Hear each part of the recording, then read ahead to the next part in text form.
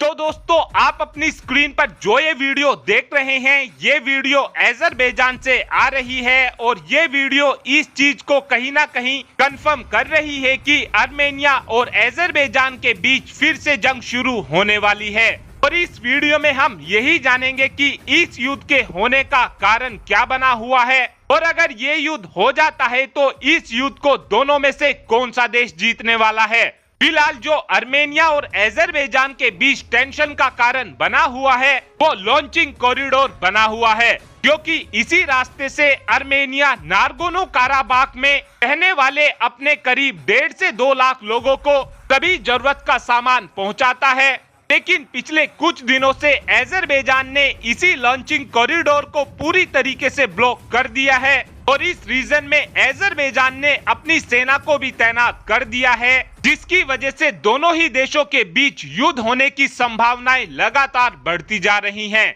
जो ये launching corridor है, पहले इस कॉरिडोर पर रशिया ने अपनी रशियन पीस कीपिंग फोर्स को तैनात कर रखा था, लेकिन जब नागोर्नो काराबाख को लेकर आर्मेनिया और अजरबैजान के बीच जंग हुई थी, उस समय रशिया ने अजरबैजान के साथ समझौता कर लिया था, जिसको देखकर आर्मेनिया अजरबैजान पर तो आग बबूला हो ही रहा है, साथ में आर्मेनिया का रशिया के ऊपर से भी विश्वास पूरी तरीके से हट चुका है। और रशिया की इस हरकत को देखते हुए आर्मेनिया ने कलेक्टिव सिक्योरिटी ट्रीटी ऑर्गेनाइजेशन से भी अपने आप को बाहर कर लिया है और इस ट्रीटी को फिर से रिवाइव करने के लिए जब रशिया की तरफ से अपने कुछ ऑफिसर्स को आर्मेनिया भेजा गया था, उस समय आर्मेनिया ने रशिया के ऑफिसर्स को तुरंत ही वापस कर दिया था, जिससे कहीं ना कहीं ये बात तो पूरी तरीके से साफ है कि आर्मेनिया फिलहाल रशिया के ऊपर बहुत ही ज्यादा नाराज है। और इस बात के पीछे एक रीजन यह भी है कि रशिया की तरफ से नागोर्नो काराबाख की जंग में आर्मेनिया की थोड़ी सी भी मदद नहीं की गई थी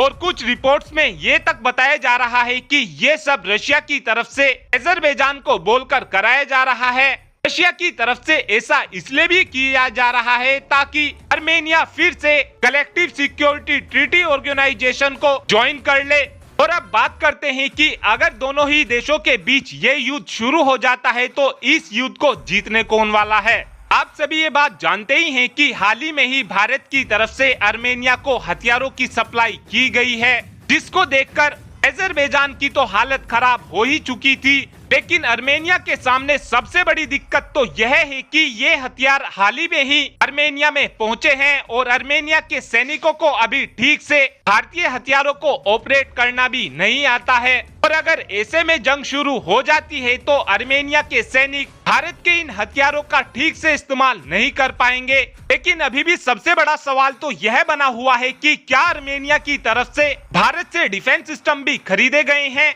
अगर आर्मेनिया ने भारत से डिफेंस सिस्टम खरीदे हैं तो अजरबैजान का युद्ध जीतना नामुमकिन हो जाएगा और अगर आर्मेनिया ने भारत से डिफेंस सिस्टम नहीं खरीदे हैं तो आर्मेनिया का फिर से TB2 ड्रोन की मदद से अजरबैजान वही हाल करेगा। और अब आप ही कमेंट कर बता सकते हैं कि आपको क्या लगता है कि इस युद्ध में कौन जीतने वाला है, आर्मेनिया या फिर अजरबैजान। इस बात का आंसर आप कमेंट बॉक्स में दे सकते हैं। Thanks for watching this video. Have a good day.